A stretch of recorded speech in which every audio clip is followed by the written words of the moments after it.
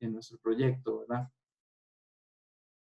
Además de ¿cómo se llama? Recorridos y identificaciones visuales en campo, más generales, muchas veces, igual, repito, dependiendo de la complejidad del proyecto, en algunas ocasiones se suelen hacer, ¿cómo se llama? Estudios más detallados, que por ejemplo, bueno, en las fotografías aquí podemos ver algunas, lo que llamamos trincheras o calicatas, que, bueno, pueden ser excavadas manualmente o con maquinaria, como la de la fotografía de la izquierda, superior izquierda, eh, lo cual nos permite analizar en campo y con mayor detalle en el sitio del proyecto qué materiales hay subsuperficialmente, por lo menos a un par de metros, qué sé yo, en el caso de estas trincheras. También existen otro tipo de análisis que son las perforaciones, que pueden ser de diferentes tipos. Hay muchos tipos de perforaciones, pero las más usuales en Costa Rica son como las de lástima, no tengo una fotografía de ese tipo, de la que extrajo ese núcleo como color rojizo de la fotografía superior derecha. Esos son unos muestreos que se hacen con un aparato relativamente sencillo, que mediante golpes va bajando el muestreador y extrae los diferentes materiales. Esto es muy importante porque, por ejemplo, eso sí se hace, bueno, ustedes ya lo tuvieron que haber visto con Andrés en la charla de él, ya que les habló parte de geotecnia.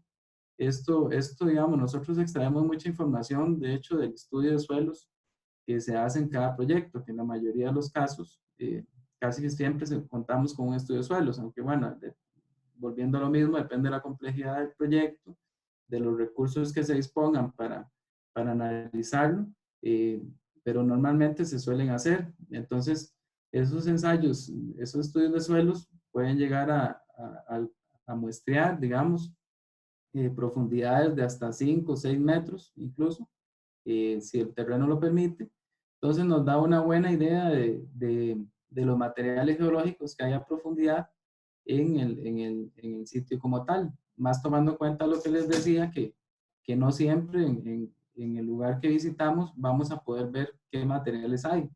Y entonces con estos estudios ya podemos tener una idea mejor de qué hay a profundidad, ¿verdad? Hasta algunos cuantos metros. Entonces nosotros nos apoyamos mucho de esos estudios de suelos porque nos da mucha información geológica subsuperficial.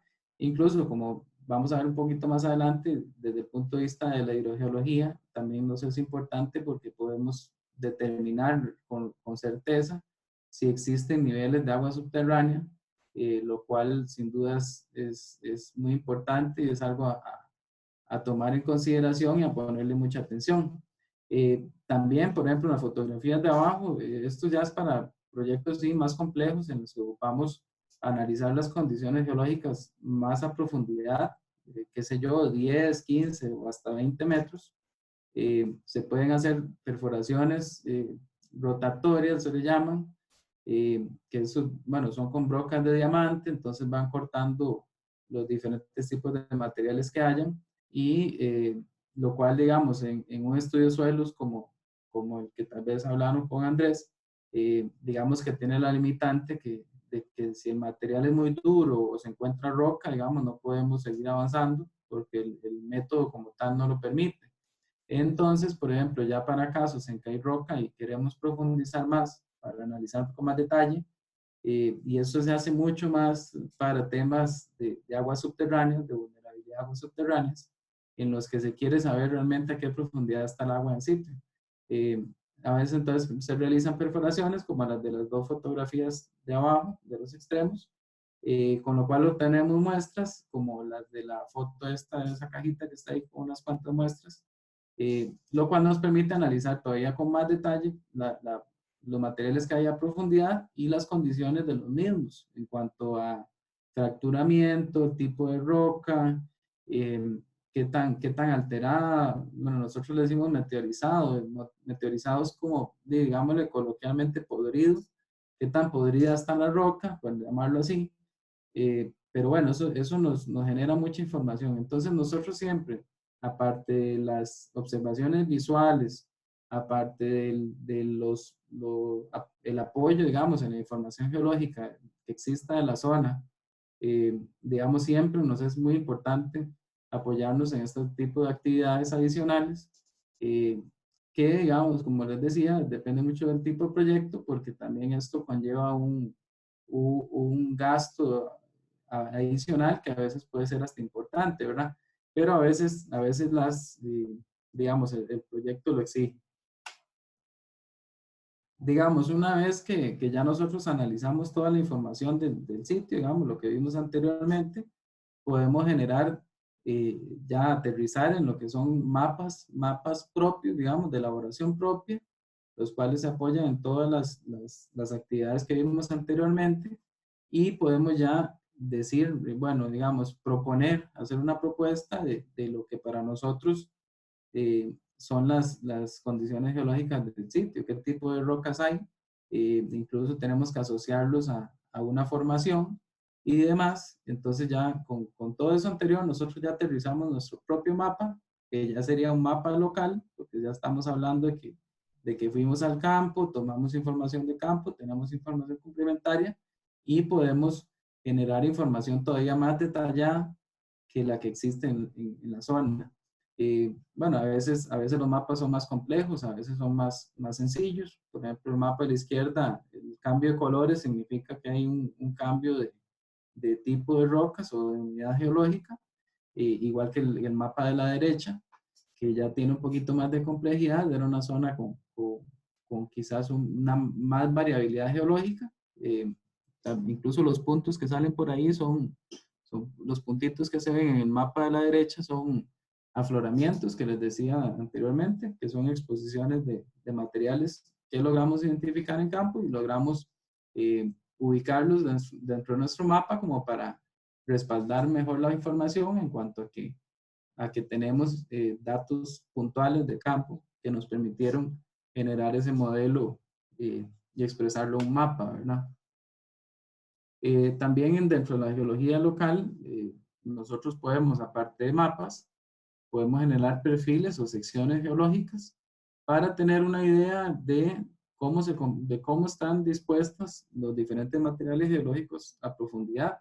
Eh, eso es muy importante, digamos, para saber eso, al final prácticamente, digamos, determinar, por ejemplo, espesores del suelo, ubicar zonas con mayor capacidad, digamos, soportante para proyectos, digamos, en que conllevan un peso, una masa, una estructura importante, digamos, entonces nos genera perfiles y demás, y bueno, y en general para determinar las características a profundidad, ¿verdad? No quedarnos solo en lo que tenemos superficialmente, sino evaluar cómo está todo a profundidad.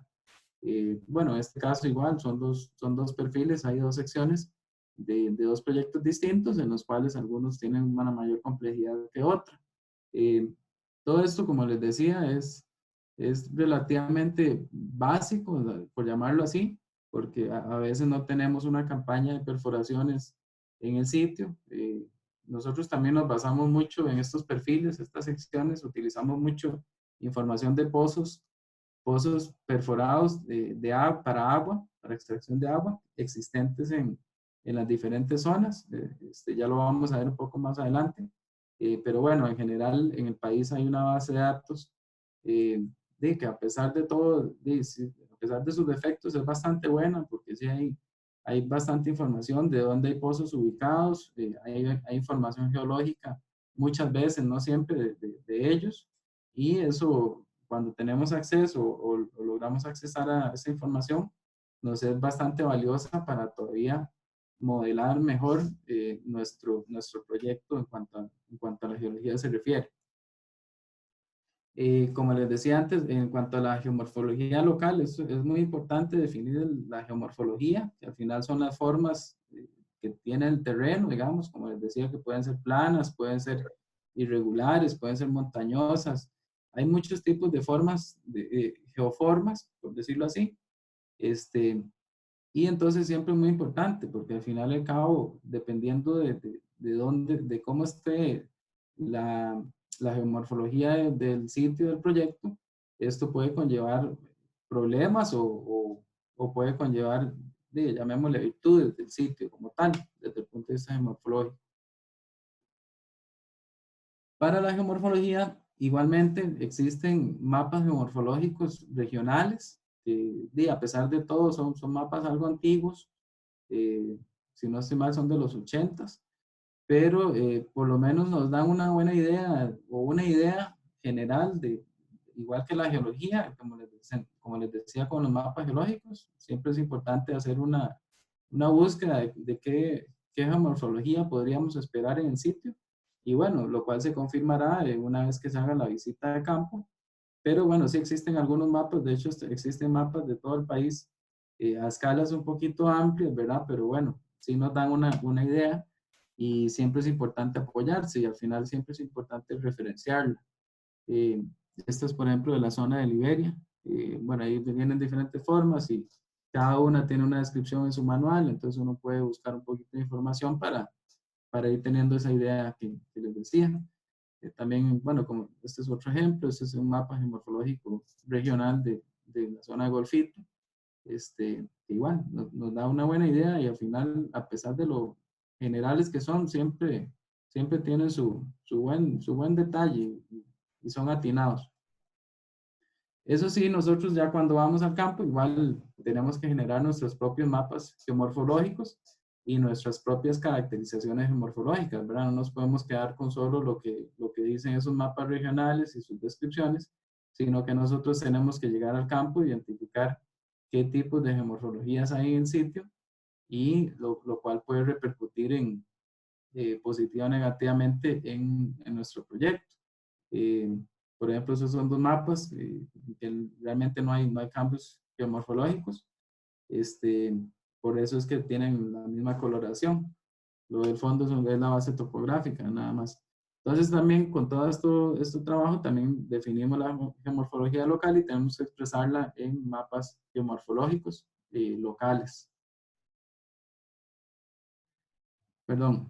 Entonces, digamos, solo para ir un momento para mencionar algo, digamos, la geología básica al final y al cabo es sumamente importante, porque es como la base que tenemos para los siguientes protocolos. De hecho, la parte o protocolos o ramas, digamos, llamémosle, de las evaluaciones ambientales, porque al final y al cabo lo que es la hidrogeología, los acuíferos y demás, y también lo que es las amenazas y todo esto, depende totalmente de la geología que tenemos en la zona. Entonces, de hecho, que al final y al cabo siempre está como acomodado, digamos, los decretos de Setena y demás siempre empiezan por ahí, por la geología básica, porque es como la base que nos permite todavía desarrollar mejor lo que viene, ¿verdad? Que quizás hasta se va haciendo un poquito más complejo.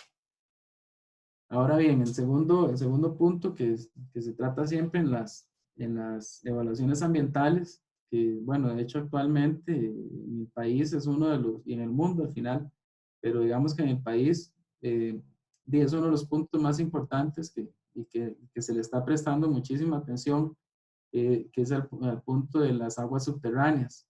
Obviamente el agua subterránea es un recurso sumamente importante, y Costa Rica es un país muy rico en lo que se refiere a aguas subterráneas.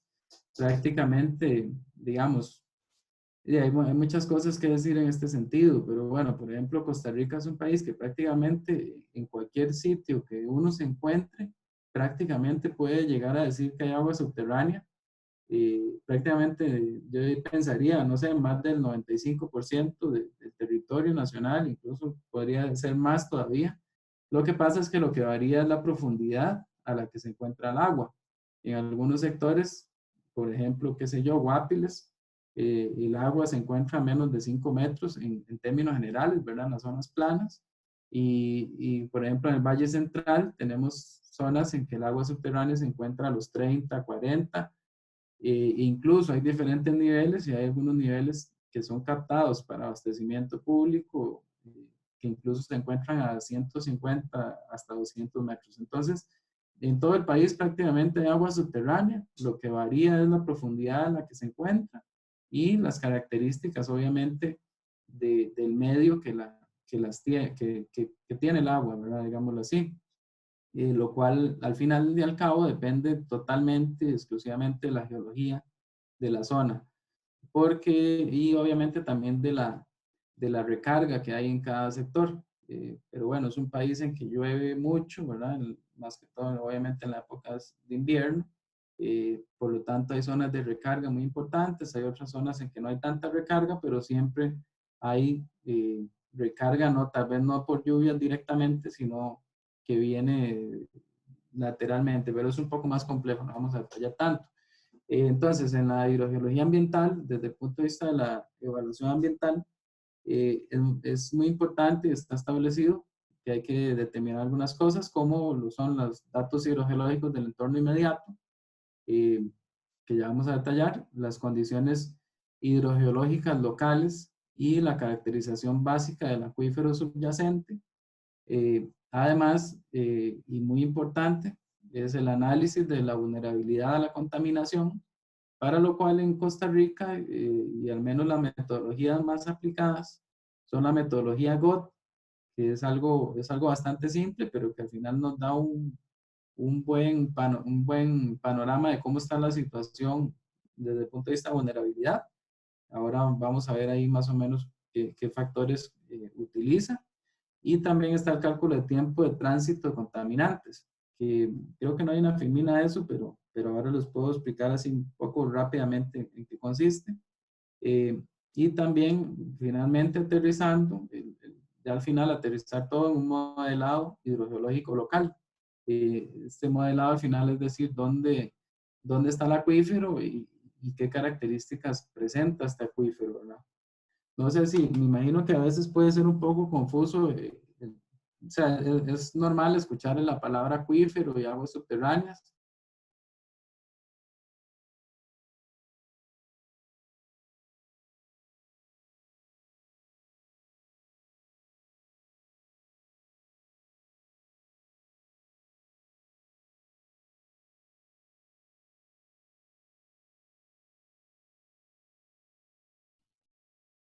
Eduardo,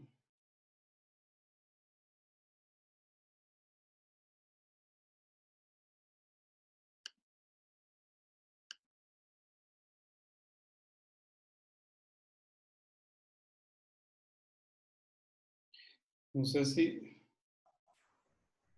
fue que se salió. ¿Te salió? Vamos a ver. Sí, ya ahora sí, Ok, voy otra vez. te saliste. Ok. Vamos a ver. Eduardo, cualquier cosita, los muchachos y muchachas ya sí, han visto un poquito del tema de la vulnerabilidad del acuífero. Ah, bueno, excelente. Incluso ya habían visto un poquito el esquema del método GOT por cualquier cosa, ¿verdad? Sí, sí, Ah, está. excelente. Ujú. Vamos a ver qué. Por si no tenés el esquemita, igual ellos lo Ok, vieron. no, excelente.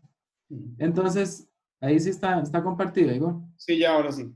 Ok. Entonces, como les decía, el agua subterránea, al final y cabo, bueno, como quizás ya lo han visto, que ya han repasado un poco eso, bueno, prácticamente existen dos medios acuíferos, por decirlo así, que son los medios porosos, que medio poroso, imaginémonos, para hacerlo más simple, unas arenas con grava, por ejemplo, en los cuales el agua está almacenada en los poros, en los espacios vacíos entre los granos de arena y de la grava. Entonces, tal vez como para imaginárselo en la mente, imaginemos una pecera, que le echemos arena y grava y que después le echemos agua hasta cierto nivel. Entonces el agua se va a almacenar entre los espacios vacíos. Ese es el medio poroso. Ahora existe el medio fracturado, que al final el medio fracturado son rocas que presentan fracturas, digamos que no son una masa constante y masiva sin fracturamiento, digamos. Las rocas normalmente tienen fracturas, aunque sí existen rocas poco fracturadas o nada fracturadas. Pero al final los medios acuíferos fracturados, el agua está almacenada básicamente en las fracturas, en los espacios vacíos que existen en las fracturas. Entonces, bueno, vamos a ver. Ok, entonces para los datos hidrogeológicos del entorno inmediato, digamos que existen existe muy poco, en esto sí existe poco, pero poco a poco se ha ido avanzando más en cuanto a generar mapas hidrogeológicos de las diferentes zonas del país. Eh, Prácticamente los que han ido desarrollando más información en este sentido es el SENARA, junto con otras instituciones, pero ellos son los que principalmente han manejado este tema. Y bueno, algunas que otras tesis elaboradas por geólogos o ya sean licenciaturas o en maestrías de hidrogeología y demás.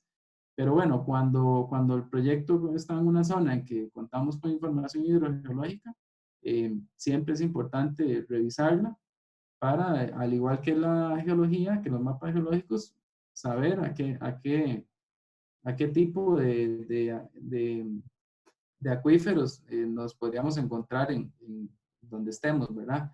Y eventualmente puede ser que ya existan mapas, porque sí los hay, mapas con vulnerabilidad hidrogeológica, en los que nos puede decir, por ejemplo, que el proyecto en que nos vamos a sentar eh, esté en una condición de vulnerabilidad baja, media o alta o extrema incluso. Entonces, siempre es bueno buscar qué información hay desde el punto de vista hidrogeológico. Eh, Obviamente sí es muy escaso, pero sí existen algunos mapas y dependiendo de la zona los vamos a tener y va a ser una información muy valiosa. También existen, como les decía antes, digamos, hay unas bases de datos que manejan el SENARA principalmente, también la Dirección de Aguas, solo que los de la Dirección de Aguas también no tienen tanta información que requerimos, pero bueno, pero sí existe, en la cual podemos ubicar los pozos que tengamos en la zona de proyecto. Por ejemplo, este mapa a la izquierda, estos puntitos eh, amarillos son pozos perforados para extraer agua, no necesariamente abastecimiento público, estos posiblemente sean para uso agrícola principalmente, pues es una zona agrícola, este mapa de de los chiles. Entonces, por ejemplo, nosotros tenemos nuestra área de proyecto y buscamos en los alrededores, en las bases de datos, qué pozos existen. Entonces, esa información de esos pozos la tratamos de ubicar si es que está disponible, ¿verdad?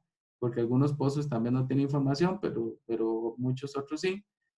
Y nos pueden servir mucho para entender, conceptualizar hidrogeológicamente la zona. Por ejemplo, este otro mapa a la derecha igual, esta es nuestra área de proyecto, esta zona roja, y tenemos los mapas, los pozos que están ubicados en los alrededores del mismo. De hecho, este es un proyecto en que había algunos pozos de abastecimiento público, lo cual es muy importante identificar por lo que son las zonas de protección, retiros y demás, ¿verdad? Que incluso pueden desde el punto de vista legal de prácticamente apagar un proyecto, ¿verdad? Entonces, siempre es sumamente importante eso desde el punto de vista tanto obtener información hidrogeológica de la zona, tipo de acuífero, profundidad de los niveles freáticos, como también importante saber si hay pozos eh, que las zonas de protección nos generen una afectación directa a nuestro proyecto y que muchas veces puede ser que ya estemos incluso avanzados en estudios y que ya avanzadamente determinemos o encontremos que haya, por ejemplo, un pozo para abastecimiento público de la IA y que, no, y que podamos tener problemas en un futuro. Al final, esto de la parte de ver estos datos hidrogeológicos de ubicación de pozos, al final debería hacerse siempre de manera previa, incluso a realizar inversiones importantes, puesto que a veces, y nos ha pasado, a veces la presencia de un pozo de este tipo puede de prácticamente traerse abajo el proyecto. Entonces, esto es en cuanto a datos hidrogeológicos. De esos pozos, como les decía, hay información que existe. Información hay, es como, por ejemplo, geología, los materiales que hay a profundidad, los tipos de roca o suelos, y también los niveles freáticos. También muchas veces existe información de la capacidad, digamos, de explotación de agua, qué sé yo, cuántos litros por segundo puede abastecer esos pozos y demás. Entonces, toda esa información es muy valiosa y es fundamental para poder hacer un buen modelado hidrogeológico del proyecto y del entorno inmediato. Dentro de la caracterización básica del acuífero, digamos, subyacente, se pueden hacer se llama, algunos ensayos o muestreos, digamos, que nos van a permitir caracterizar mejor la zona desde el punto de vista hidrológico y que posteriormente nos van a servir incluso para el análisis de vulnerabilidad que hay que desarrollar. Igualmente, o sea, dependiendo del proyecto, se tiene que hacer un mayor detalle de trabajos. Algunos no conllevan tanta información, pero partamos de lo más complejo, en los cuales puede ser que tengamos que hacer pruebas de infiltración. Existen diferentes métodos, por ejemplo, eso es una prueba de infiltración tipo Porchet en una de las trincheras, una trinchera excavada, para poder tener un dato de la permeabilidad, en este caso, de los suelos. Aquí, por ejemplo, la hicimos un poco más profunda para tener un dato más profundidad, para no quedarnos con solo lo superficial. Este es otro tipo de prueba de infiltración que se llama doble anillo, que es más utilizada, o sea, es utilizada igual para la permeabilidad del medio, pero también se usa mucho para determinar qué tanto puede infiltrar el agua de lluvia, digamos, en una zona específica. Por eso es que se hace más superficial. También se pueden hacer pruebas de bombeo, lo cual igual nos permite, aparte de poder definir el caudal de explotación de un pozo, nos permite también, a la vez, se pueden hacer correlaciones mediante fórmulas y demás de la permeabilidad del medio acuífero, que va a ser importante igual para todo lo que es los cálculos de vulnerabilidad. Igualmente, y si el proyecto es complejo, se pueden tomar muestras de los suelos, diferentes tipos. Aquí tenemos unas muestras alteradas que son básicamente para análisis granulométrico y caracterización de los suelos. Puede ser desde el punto de vista agronómico o incluso desde el punto de vista geotécnico. Todo es de utilidad, o sea, todo este tipo de información es útil y bueno, si existe es mejor. A veces también se toman muestras bueno, que le llamamos inalteradas o por lo menos semialteradas para ensayos de porosidad, que es un dato muy importante igual, y también para otro tipo de ensayos que ya dependiendo de la complejidad.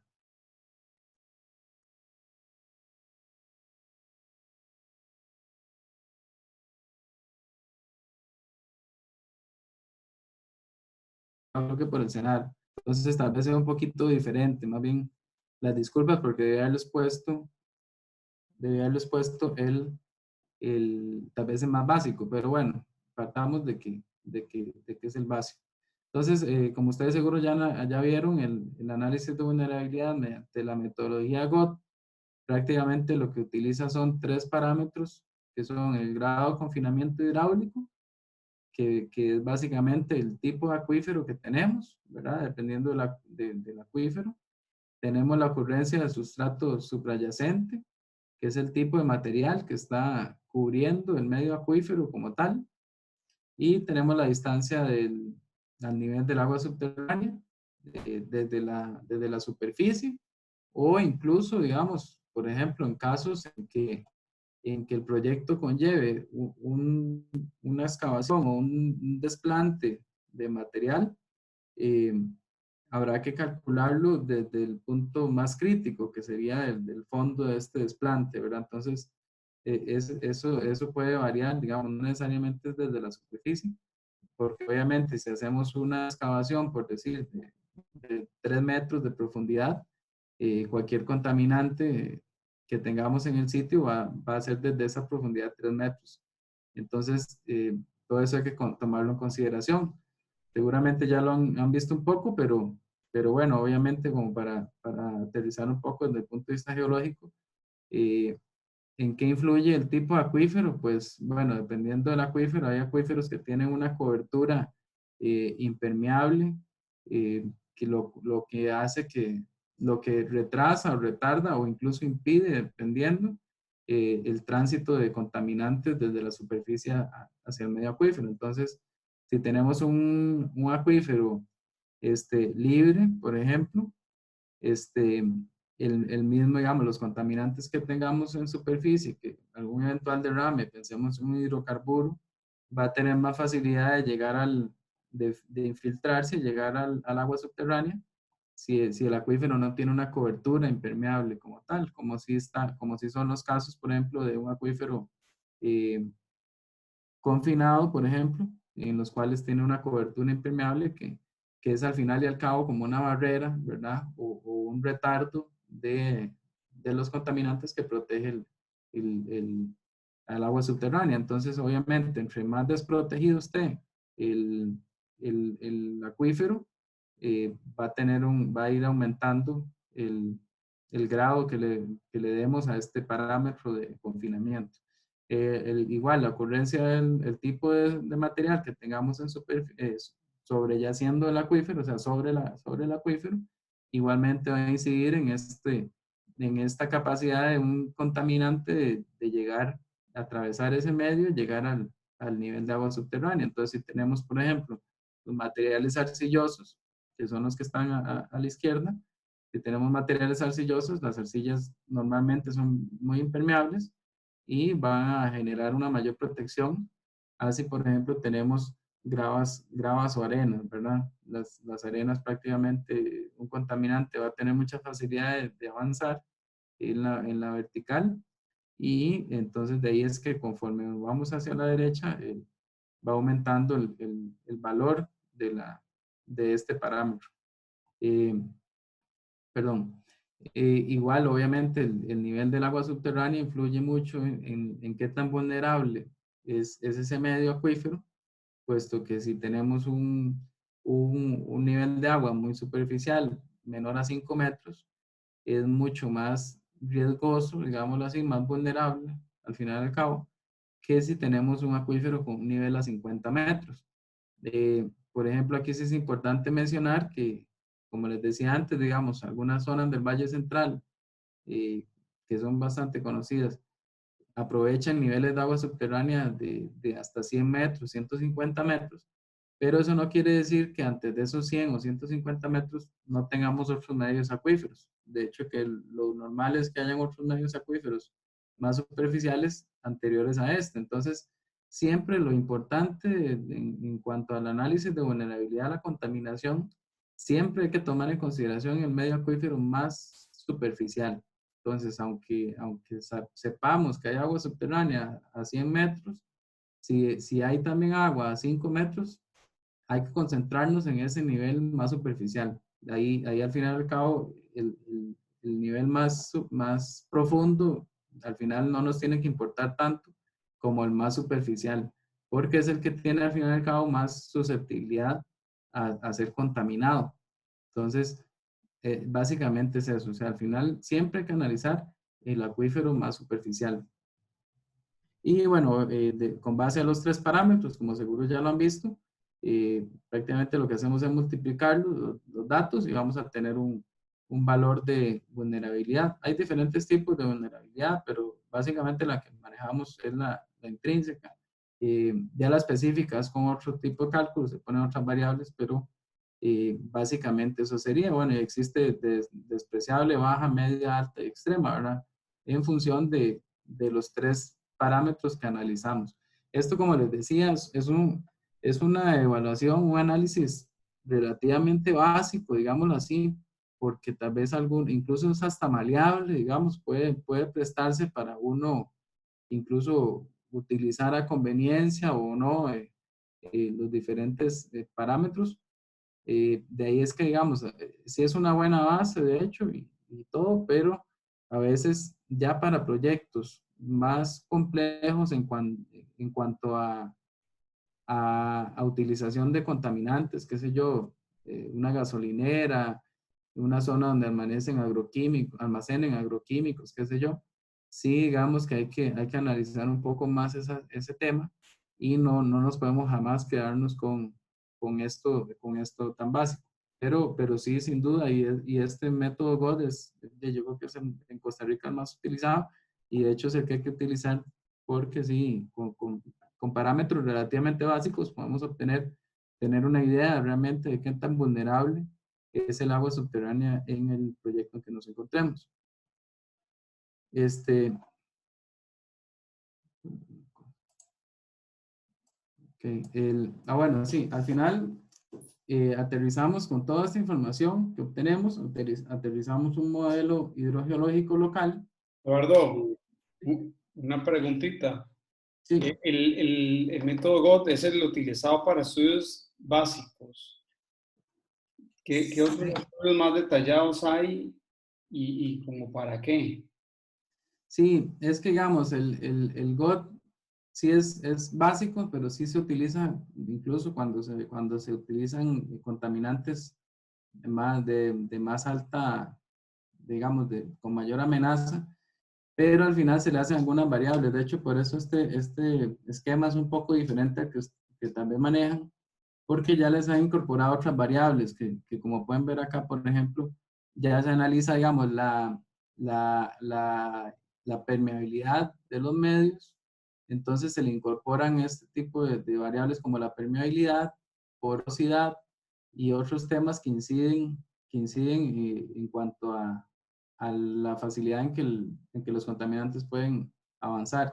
Entonces, tal vez sí se utiliza el mismo método GOT, pero con unas modificaciones, y además se le hace esto otro que les decía, que existe una vulnerabilidad específica, que al final y al cabo es una, como es una función de 3 parámetros, al final con esta vulnerabilidad específica, lo que hacemos es agregarle incluso otra multiplicación más, un cuarto parámetro, que se define con base al tránsito, al final y al cabo, de los contaminantes, al tiempo que tomen los contaminantes en llegar de la superficie hasta el nivel de agua subterránea. Entonces, si le agregamos otro parámetro, un cuarto valor a esa multiplicación, siempre nos va a aumentar el grado de vulnerabilidad.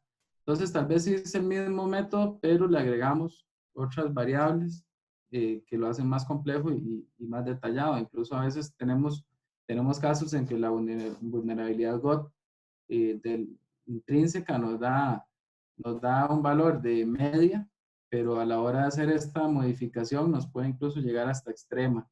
Entonces ahí es donde se afina un poco más el tema, porque, qué sé yo, bueno, yo he visto proyectos en que a la hora de aplicar un GOT normal, de la manera normal, nos da baja, pero si yo llego y le aplico esas otras variables, puede llegar a alta, incluso puede causar que al menos desde algunas instituciones no sea muy viable el proyecto. Entonces, si existen otros también, existe otro que se llama Drastic, que no es tan utilizado en el país, pero sí hay gente que lo utiliza, digamos, tal vez como para comparar. Pero básicamente lo que les decía cuando que se hace más complejo o más detallado es eso, incorporar otras variables que sin lugar a dudas tienen incidencia en cuanto a la vulnerabilidad del medio. Pues a veces lo que pasa con el GOT, como por ahí lo mencioné, a veces puede ser muy maleable. Puede utilizarlo a veces a conveniencia, digamos, del proyecto. Entonces, por ahí es que a veces se quiere hacer más riguroso, más estricto el análisis, incorporándole otras variables que, digamos, al menos, por ejemplo, en el caso del SENARA, que siempre hay que aplicarlos para contaminantes. Entonces, sí, básicamente anda por ahí la cosa. No sé si quedó claro, Igor. Sí, claro, claro. Gracias, Eduardo. Con gusto. Entonces, ahora bien, el modelado hidrogeológico local, con toda la información que compilamos. Bueno, perdón, aquí porque no hice no hice una ficha de esto. El otro, por ahí antes mencioné que hay que hacer un cálculo de tránsito de contaminantes.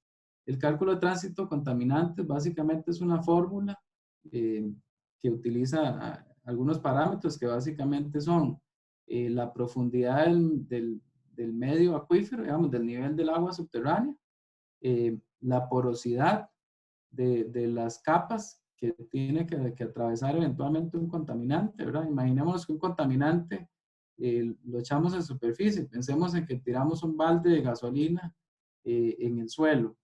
Esta gasolina para llegar al nivel de agua subterránea tiene que atravesar las capas que se encuentren entre el nivel del agua y la superficie, por decirlo así.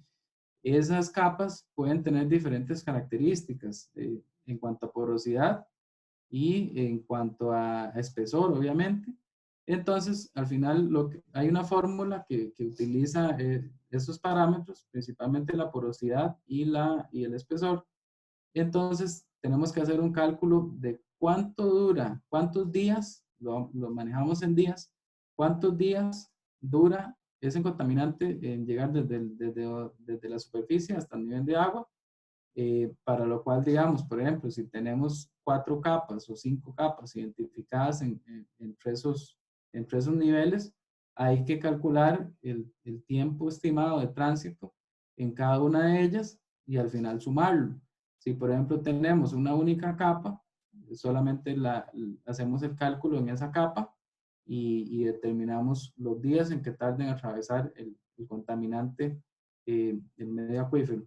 El medio acuífero, no, el espesor se le llama, técnicamente se le llama la zona no saturada, que es la zona entre la superficie y el nivel del agua subterránea. Entonces, siempre hay que calcular esto incluso en todos los proyectos se tiene que calcular.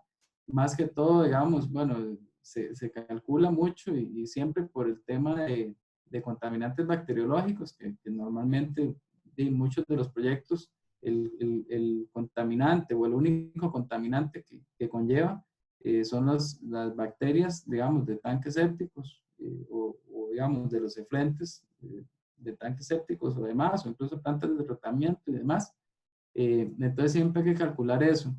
Por ejemplo, digamos, en Costa Rica se han hecho algunos estudios, de hecho que hay unos que utilizamos, digamos, como referencia, en que, por ejemplo, las bacterias de frentes de tanques sépticos y demás, se supone que tienen una vida de 70 días en medios porosos y de 100 días en medios fracturados. Entonces, por ejemplo, si nosotros hacemos el cálculo que les decía del tránsito contaminante, si por ejemplo, si nos da que en 25 días el contaminante bacteriológico llegó al agua subterránea, quiere decir que llegó al agua subterránea, por decirlo vivo, digamos, en estado vivo. Si supera los 70 o 100 días de tránsito, quiere decir que el contaminante llegó muerto. Entonces, que no tendría, digamos, un potencial para afectar o contaminar agua subterránea y tenemos pozos cercanos que estén abasteciendo una comunidad, por ejemplo, incluso una casa o un condominio, lo que fuese, eso nos va a poder contaminar los pozos, el agua subterránea que está captando los pozos y por ende, al final y al cabo, abastecer con agua contaminada a los diferentes usuarios, ¿verdad? Entonces, mucho se utiliza para este tema, para el tema de tránsito de bacterias. Obviamente son modelos es un poco complejo, la geología es muy compleja y al final es muy variable, incluso puede variar en cuestión de unos metros. Entonces, al final sí son modelos, pero la idea es un modelo lo mejor posible, conceptualizarlo lo mejor posible y poder hacer estos cálculos lo más real posible. Al final y al cabo, no siempre, por ejemplo, una de las deficiencias, digamos, de estos cálculos es que, por ejemplo, no siempre vamos a tener datos de porosidad de laboratorio de cada sitio, digamos, muchas veces vamos a tener que utilizar valores teóricos, de hecho en la mayoría de los casos se tiene que hacer con valores teóricos, que bueno, existen en literatura, valores teóricos, por ejemplo, porosidades para las arenas finas o porosidades para las arcillas.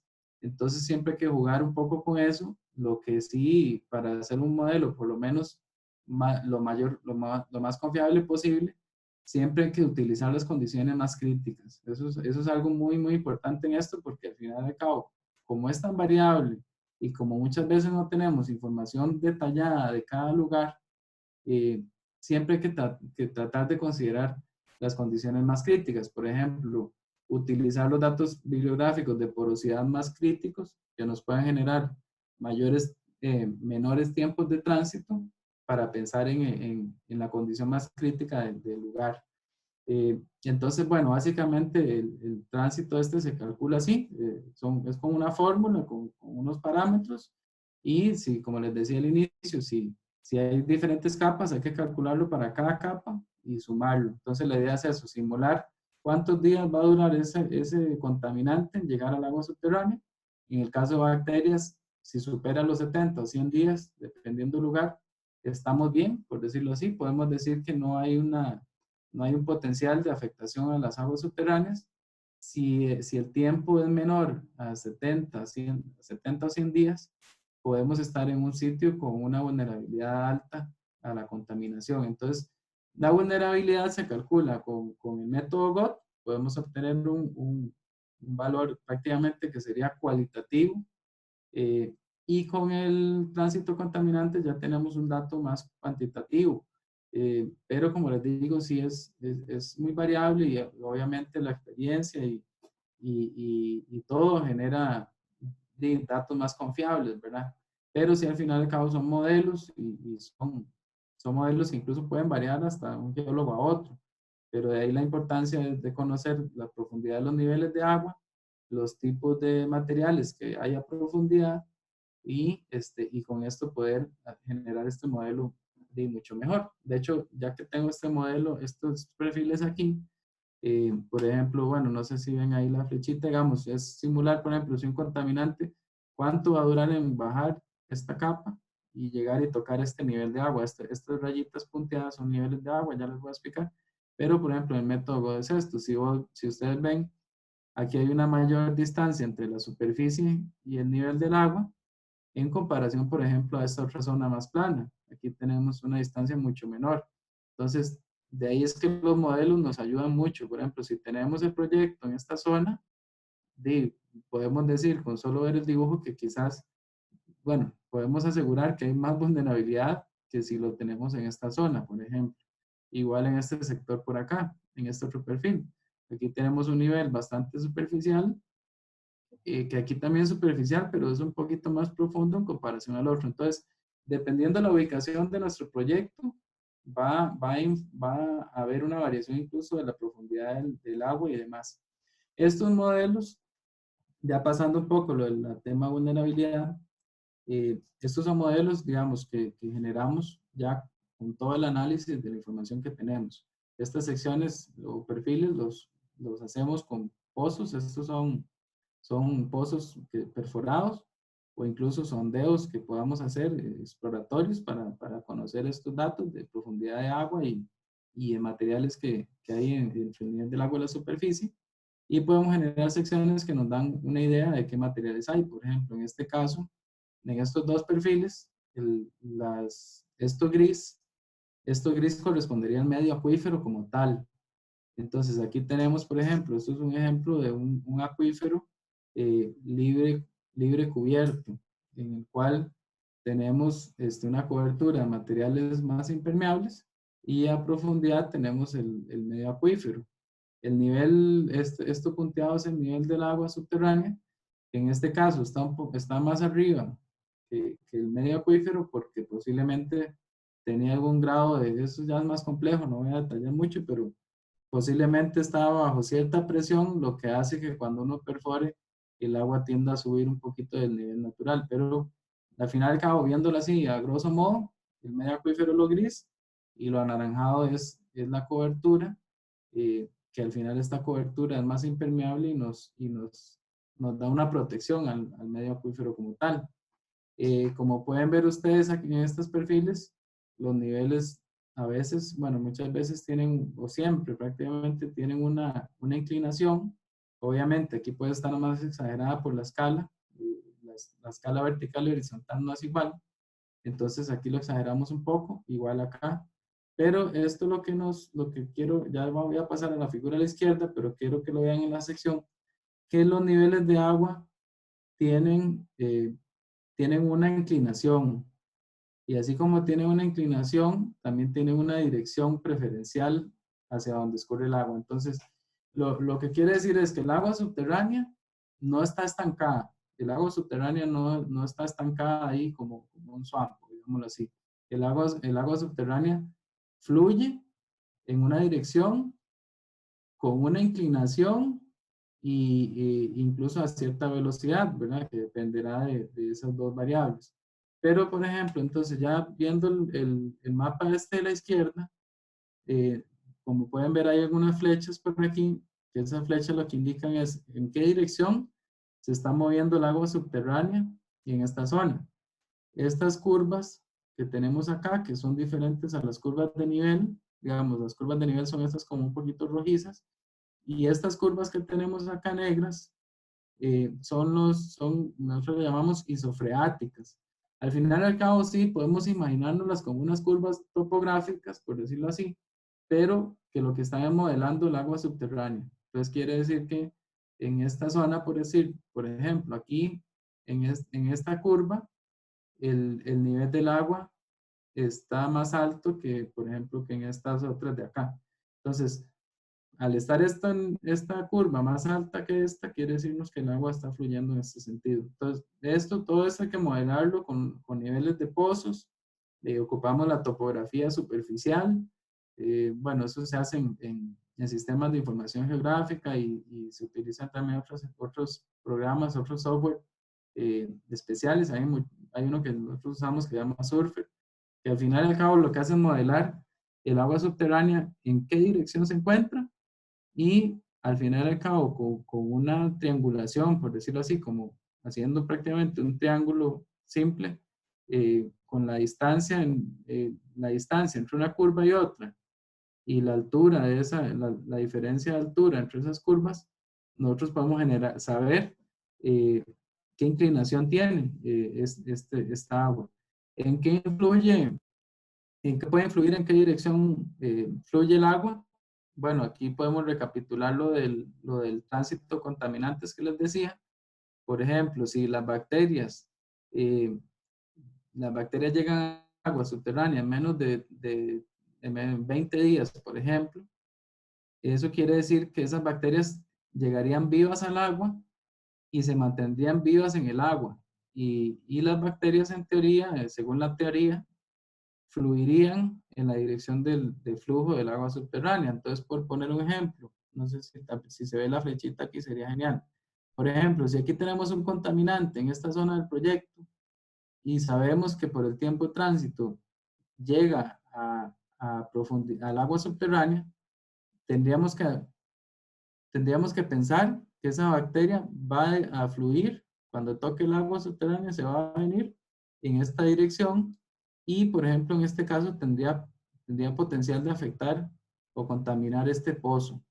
Entonces, de ahí es que es muy importante saber en qué dirección fluye el agua subterránea y también con qué inclinación. Porque aparte del tránsito contaminante vertical, que era el que hablamos y nos concentramos, existe un tránsito horizontal que se tiene que aplicar cuando los contaminantes sí llegan al agua subterránea.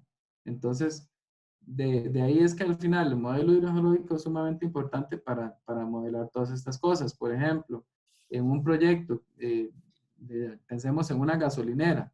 Es muy importante, por ejemplo, si nosotros tenemos la gasolinera aquí y aquí tenemos un pozo de abastecimiento público, quiere decir que si hay contaminantes que lleguen al agua subterránea, ellos se irían en esta dirección. No tendrían potencial de afectar este pozo que tengamos aquí, digamos que es. Entonces, de ahí también es importante eso, porque nosotros podemos decir, bueno, si eventualmente hay contaminación del agua, no nos va a afectar este pozo porque el agua va a fluir cuando el agua va a fluir para acá. Entonces, esa es la importancia de todo este modelado hidrogeológico eh, para poder saber la profundidad de los niveles, para saber en qué dirección se mueven y incluso eso nos permite saber la velocidad incluso a la que se puede mover.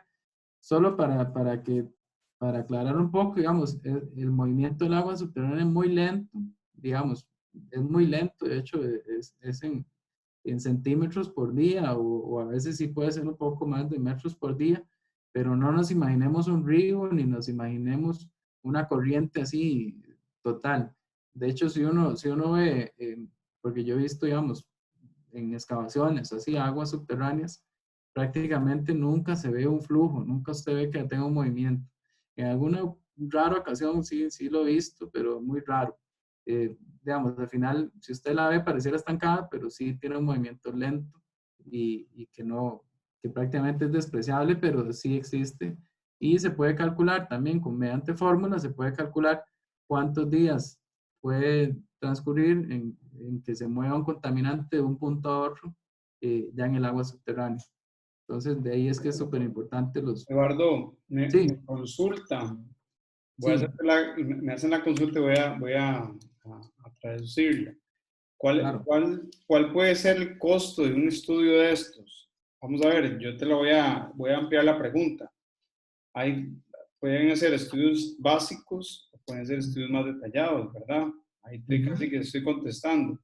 Entonces, ¿cuál puede ser el costo más o menos de un estudio de modelado básico o un estudio de modelado más detallado, ¿verdad? Hidrogeológico, ¿no? Hidrogeológico.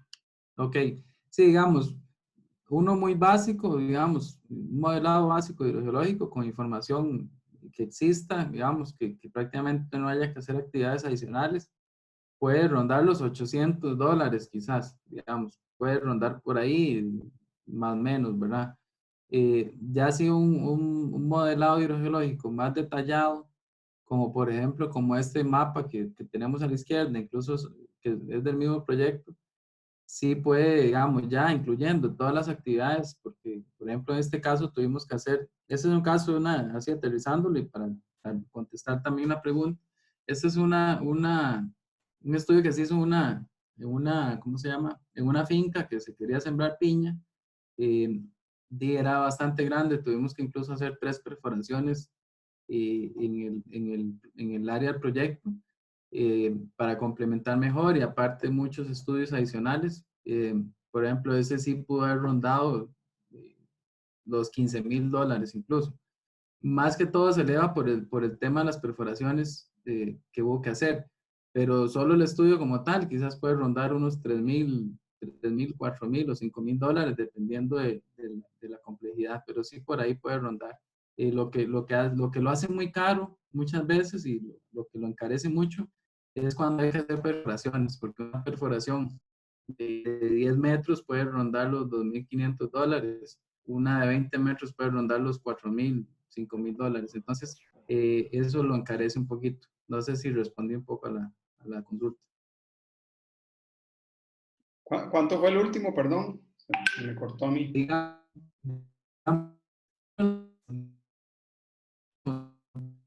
3 perforaciones, como este Ajá. caso, podría así rondar los $15,000. Sí, Más que todo. hay una diferencia bastante amplia, ¿verdad? Por solo Sí, el hecho de tener que perforar, que es un trabajo sí. costoso.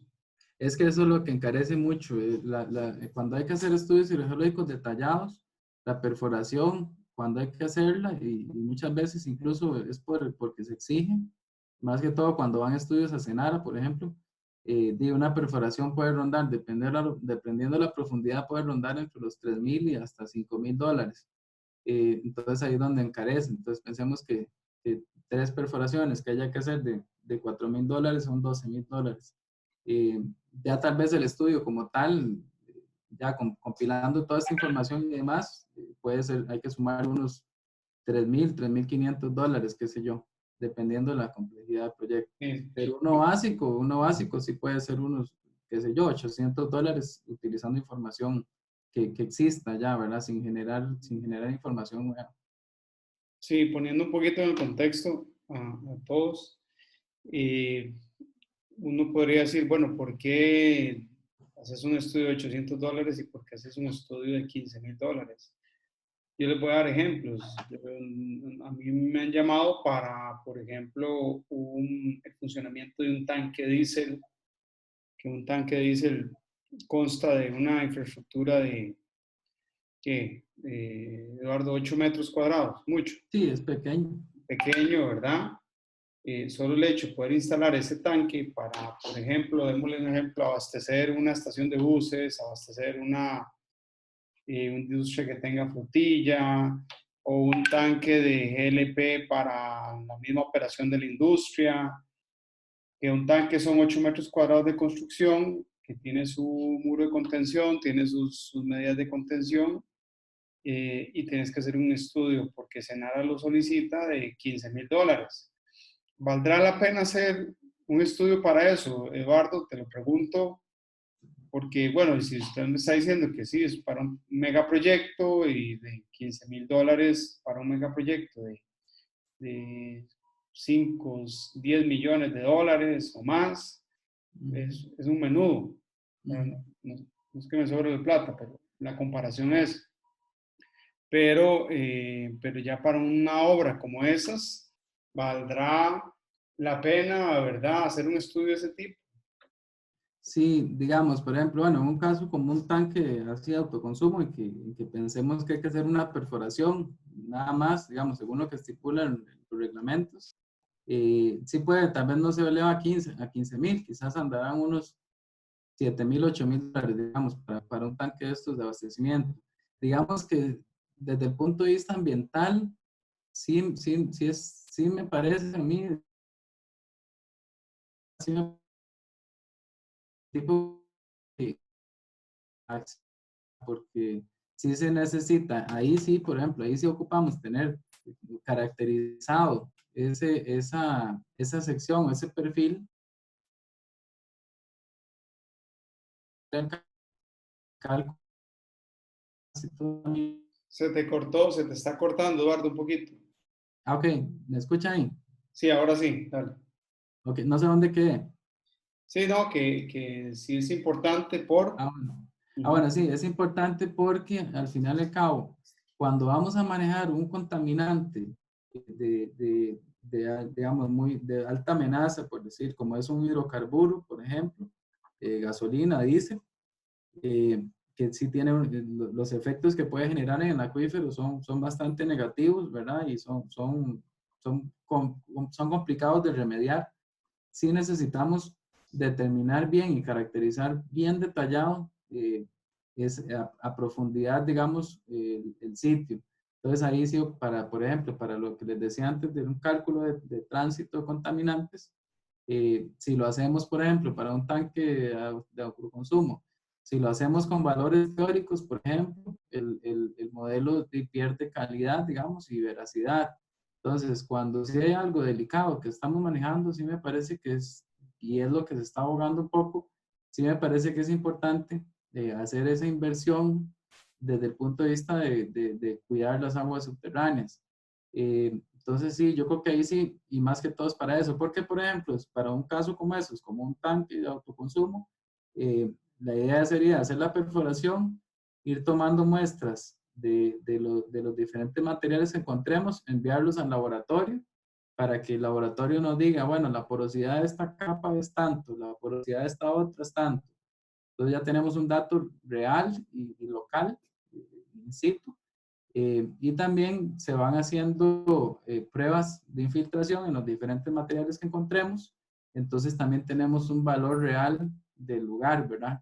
Que como les decía, si no tenemos toda esa información y el proyecto es algo, un proyecto básico, unas bodegas en que no hayan, digamos, contaminantes importantes, uno puede todavía asumir ese margen de error porque tal vez el contaminante no es de alto riesgo, pero si tenemos un contaminante de alto riesgo, eh, tenemos que disminuir al máximo el margen de error para dar seguridad de que el sitio sea ambientalmente factible instalar un tanque, por ejemplo, digamos.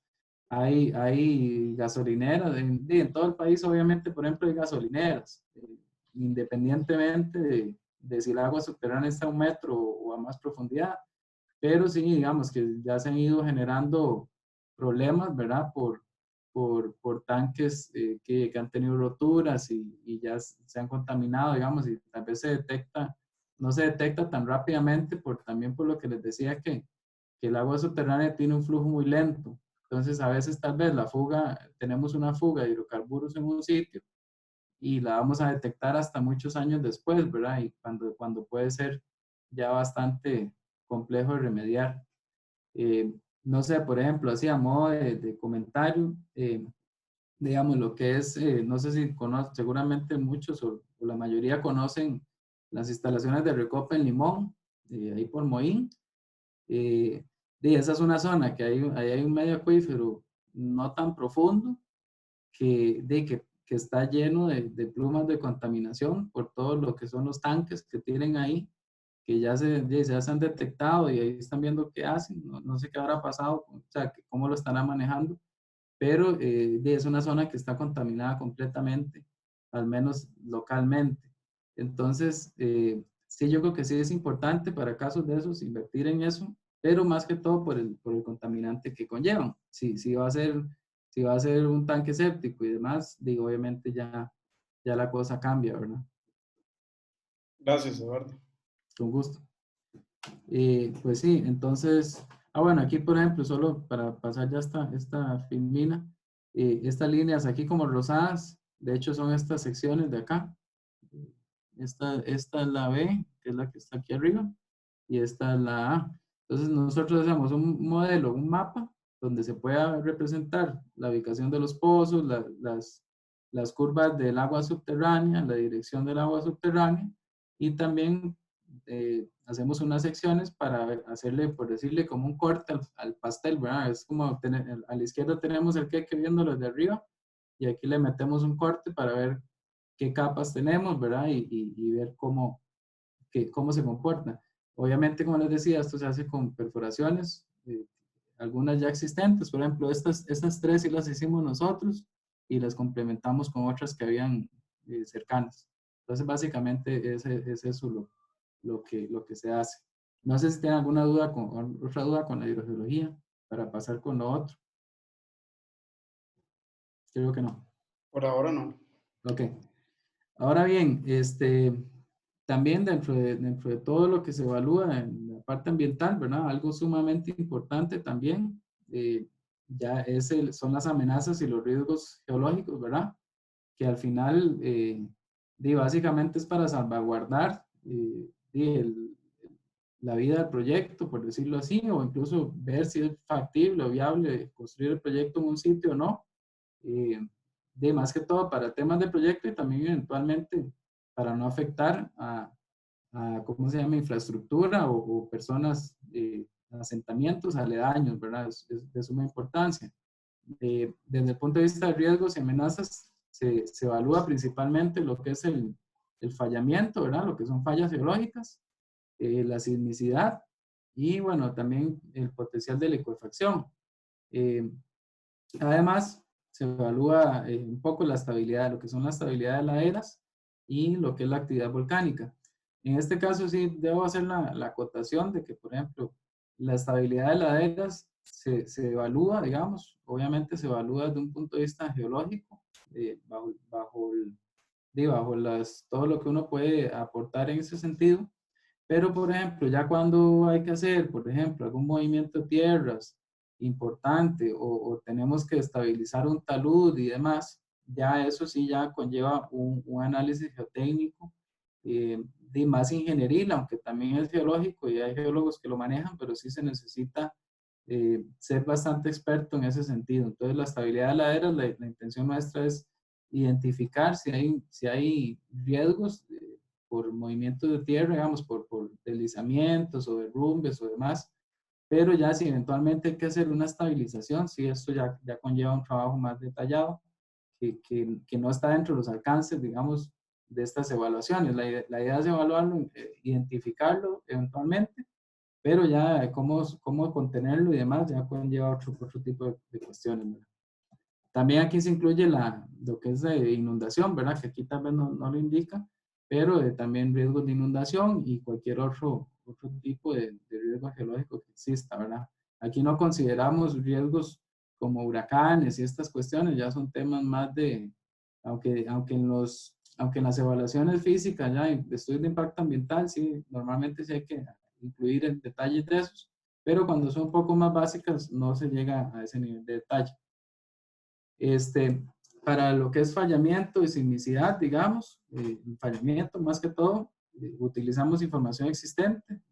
Bueno, tal vez todos tienen una idea de lo que es una falla, ¿verdad? una falla es una fractura en el terreno, digamos, la cual se extiende de varios cientos de metros o kilómetros en horizontal y también a profundidad. Entonces prácticamente es una fractura en la corteza de la Tierra que tiene una magnitud importante como para extenderse y reflejarse en varias zonas, ¿verdad? No es una fractura de 5 metros, ¿verdad? Puede extenderse.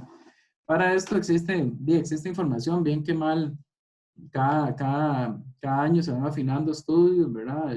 Existen la Red Sismológica Nacional, existe el OPSICORI, y además existe muchos investigadores y demás que han ido detallando las fallas geológicas que existen en el país y caracterizándolas en cuanto a su extensión, digamos, el tipo de falla, el potencial sísmico, que al final y al cabo el potencial, que tanto, de qué magnitud pueden ser los terremotos que pueda generar una u otra.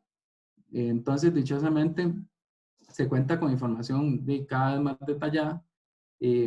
Por ejemplo, esto es un pantallazo ahí de la página de la Red Sismológica Nacional, donde vienen las diferentes fallas activas, ¿verdad? Estamos hablando de fallas activas.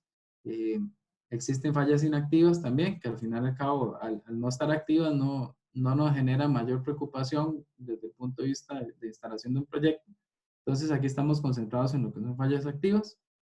Como pueden ver, aquí hay una gran cantidad de fallas en el país, ¿verdad? Estas son las más importantes, incluso hay otras que tal vez por la menor importancia que tienen no están reflejadas aquí, ¿verdad? O no se han estudiado con tanto detalle.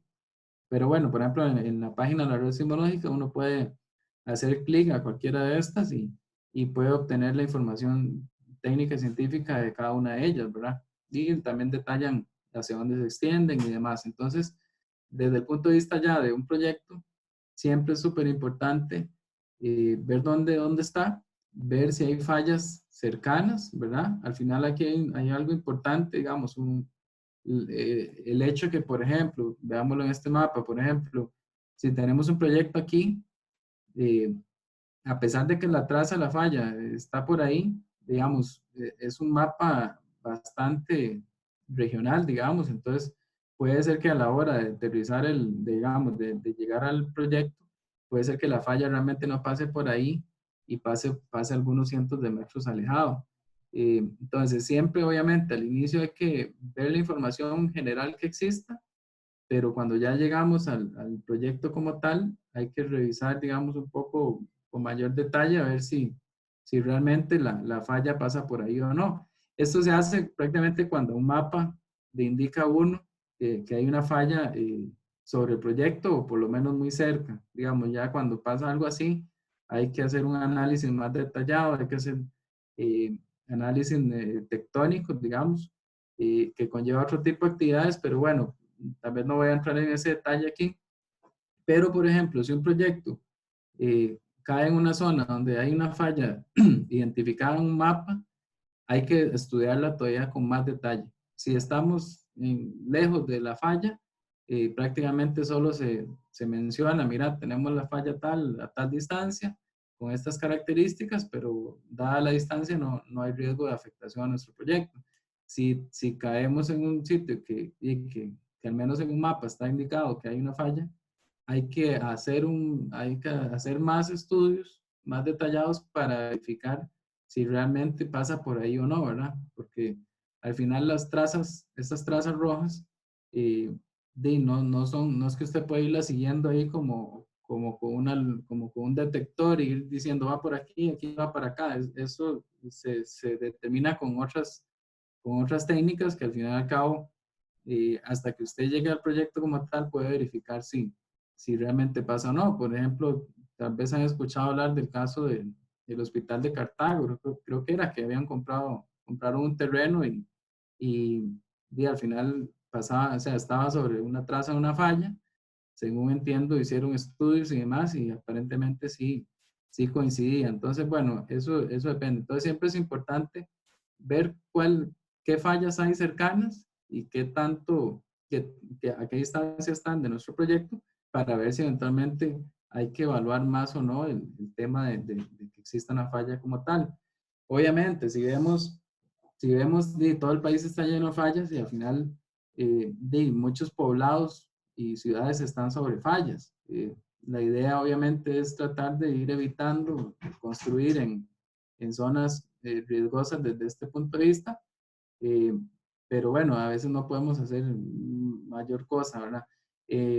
Sí es importante, digamos, la idea es saber dónde pasan y si pasan por nuestro proyecto, más que todo es enfocado a una ruptura, digamos, de la corteza, digamos, o del terreno, digamos, que eventualmente haya un movimiento y haya una ruptura, pero al final y al cabo, por ejemplo, si tenemos una falla a 100 metros de nuestro proyecto, aunque nos puede afectar intensamente, ¿verdad? Dado que estamos más cerca de ella en caso de un terremoto, ¿verdad?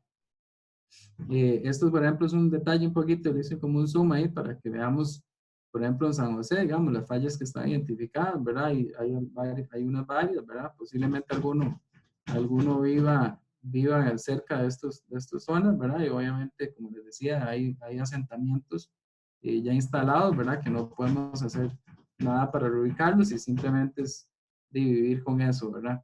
El hecho que, por ejemplo, veamos, por ejemplo, esta falla, el hecho que haya un proyecto aquí y aquí prácticamente la afectación puede ser prácticamente la misma, ¿verdad? Entonces, la idea es siempre identificarlo y tratar de evitar que un nuevo proyecto se construya sobre una falla y si se construye, que por lo menos se tomen las medidas eventuales del caso, ¿verdad?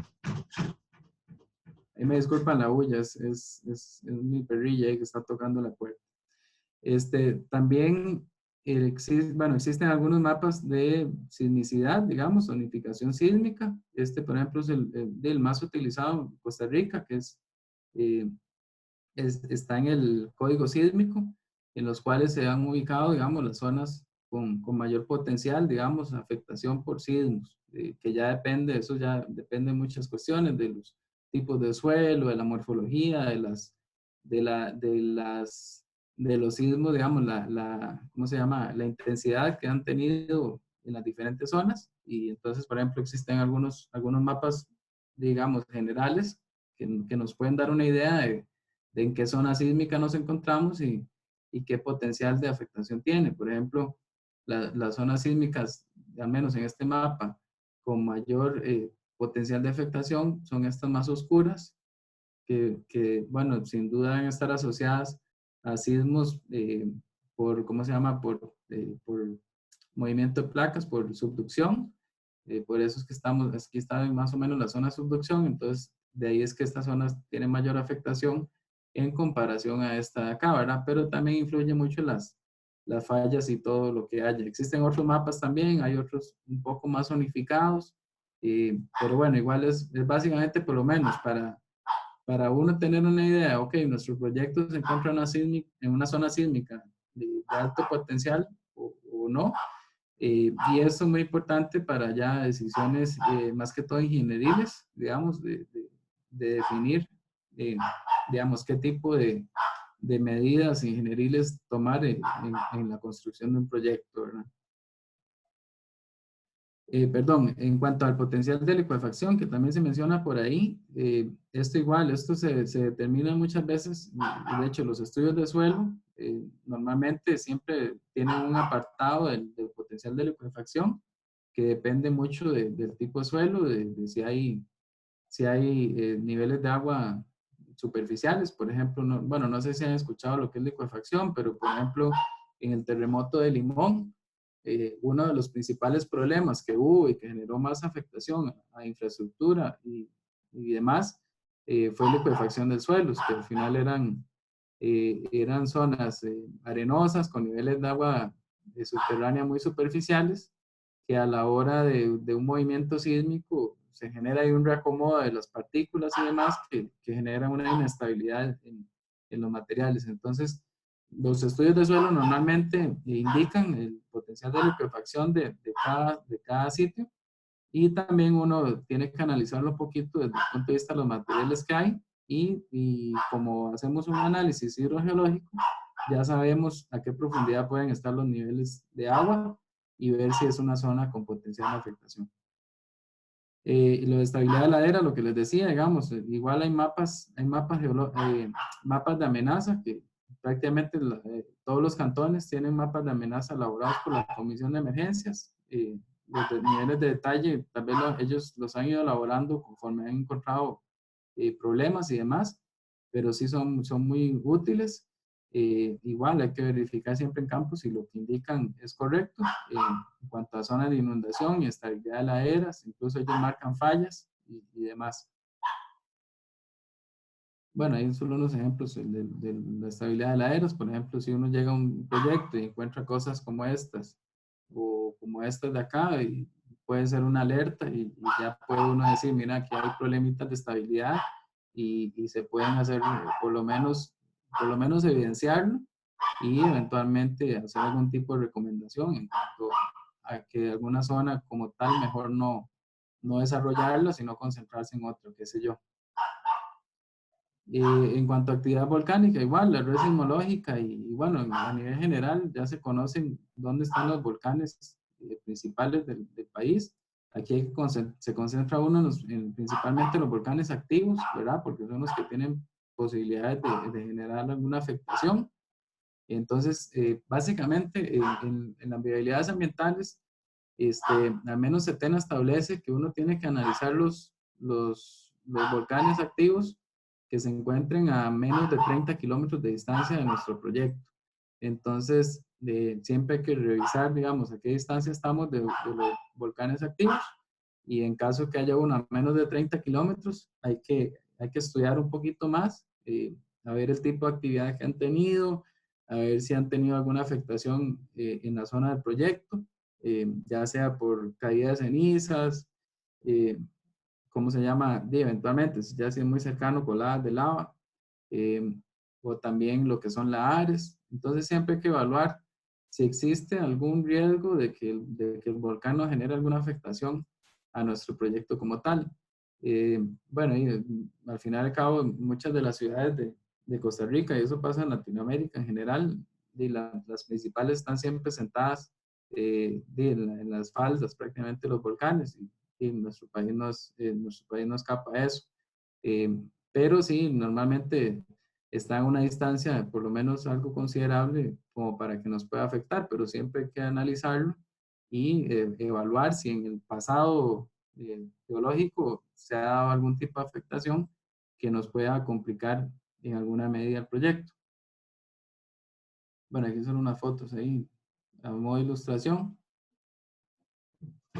Una vez que ya tenemos toda la información de amenazas, digamos, del apartado de amenazas analizado, generamos mapas de riesgos geológicos igual, en los cuales identificamos los riesgos que tiene nuestro proyecto. Por ejemplo, en este mapita tenemos la zona del proyecto y principalmente aquí lo que tenemos es una zona con riesgo de inundación, que en nuestro caso no nos afecta el área del proyecto, o al menos queda muy cercana, pero siempre obviamente se refleja en el mapa y se indica, ¿verdad?, que existe algún riesgo en este sector, lo cual aquí es donde nos apoya mucho y se apoya mucho el estudio como tal desde el punto de vista de la hidrología, ¿verdad?, lo que Andrés les tuvo que haber comentado, que ya ellos se hacen un análisis más fino y más detallado de la posibilidad de afectación por inundación a los diferentes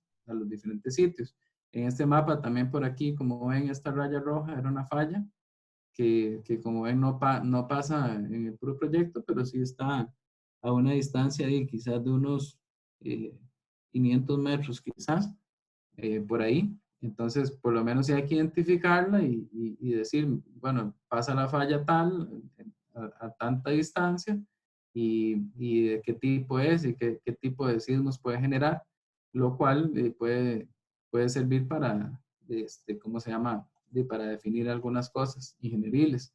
Este es otro ejemplo nada más de una zona de inundación, y aquí hay otra zona que no sabría porque le recorté la simbología, pero aquí hay otra zona, creo que son deslizamientos, que hay una zona de afectación de deslizamientos, pero que en nuestro proyecto como tal no nos está afectando. Entonces siempre hay que identificarlos en un mapa para contextualizar a qué distancia, qué tanto nos pueden afectar estos riesgos. A veces son mapas en que no viene absolutamente nada porque no hay ningún riesgo de afectación.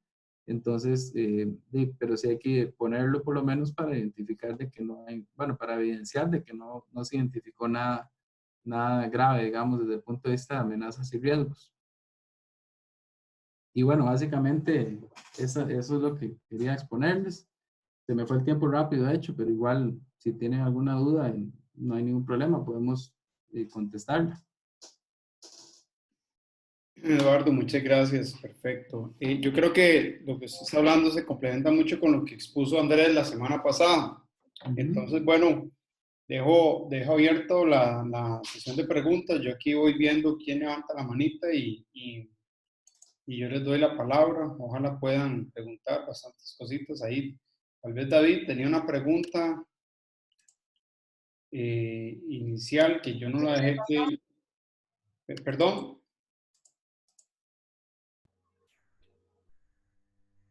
Hola, buenas. Sí, David. Sí, bueno, yo creo que se contestó. Bueno, muchas gracias, don Eduardo, por la presentación. Estuvo muy tuanis. Yo creo que se contestó porque la pregunta que tenía era que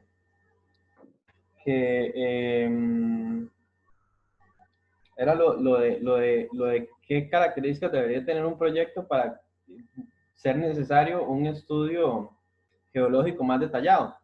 Pero ahí mencionaba usted que era si son proyectos relacionados con agroquímicos o sustancias ya peligrosas, y creo que por ahí se contestó esa pregunta. Y yo creo que no sé si depende de algo más, gasolineras o tipo de proyectos así que sí requieren un estudio geológico detallado.